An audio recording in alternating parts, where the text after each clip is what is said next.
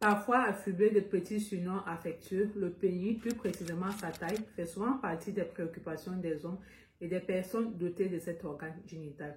Depuis la nuit des temps, ils comparent cet organe à celui des autres. Est-il plus petit, plus court et comment puis-je le faire allonger, le faire grossir? Dans la plupart des cas, cette question peut engendrer certains complexes et poser bon nombre de problèmes à ces messieurs. Ainsi, certains hommes, anxieux face à la taille de leur sexe, n'hésitent plus à avoir recours à la chirurgie esthétique pour augmenter la taille de leur pénis.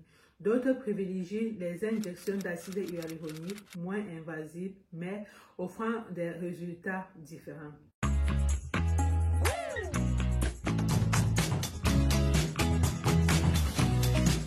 Salut les amis, j'espère que vous allez bien. Partagez, likez, commentez mes vidéos parce que je sais qu'elles vous sont d'une grande utilité publique ou bien.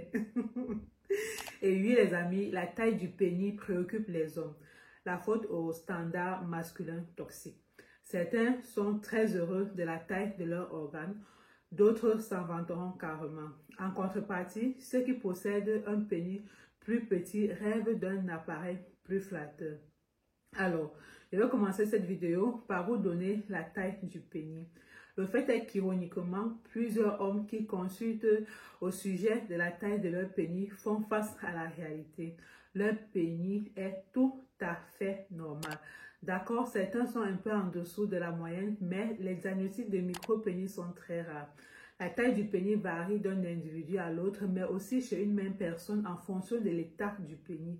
Ce dernier est plus petit au repos qu'en érection. En général, le pénis est mesuré de l'angle entre le pubis et la face supérieure du pénis au gland. Au repos, il mesure en moyenne 10 cm et presque 13,5 cm en érection. Ce ne sont que des moyennes. Certains pénis sont bien plus grands, d'autres légèrement plus petits. On ne parle pas de micro-pénis si la verge mesure plus de 7 cm en érection. Il faut néanmoins noter qu'un micro-pénis ne peut être détecté qu'à l'âge adulte. En effet, le pénis ne mesure que 4 cm à la naissance et grandit au cours de la vie et jusqu'à l'âge adulte. Mais pourquoi vouloir augmenter la taille du pénis?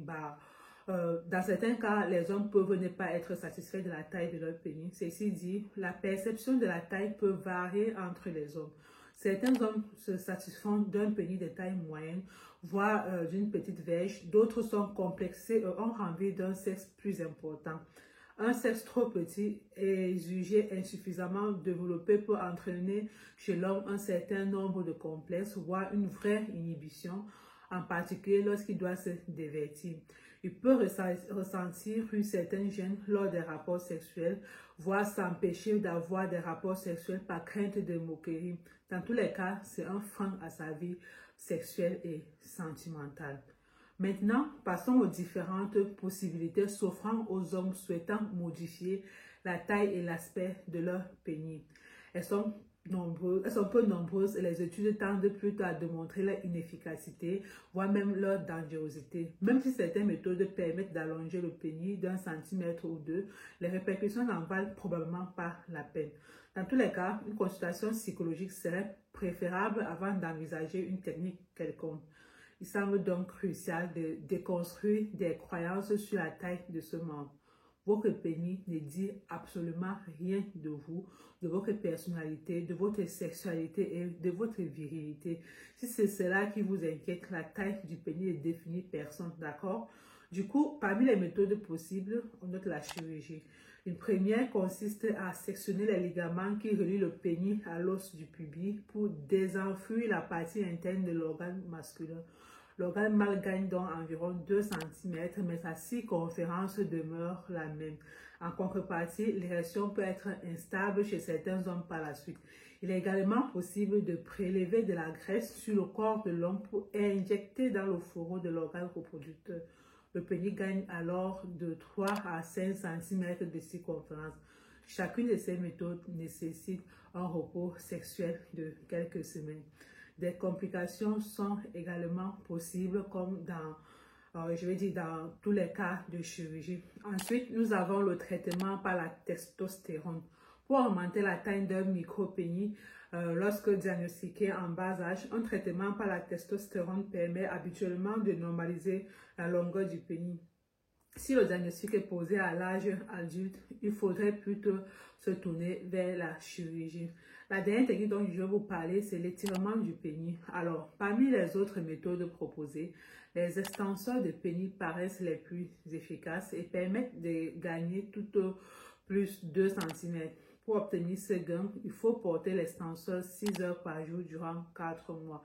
Quoique onéreux, ces extenseurs sont bien tolérés en général. Certains ont toutefois fait état de douleurs insupportables tandis que d'autres n'ont pas constaté de progrès significatif. Informez-vous donc auprès de votre médecin avant de vous procurer un tel appareil. Alors les amis, tous savent que c'est l'afflux du sang dans le pénis qui assure l'érection.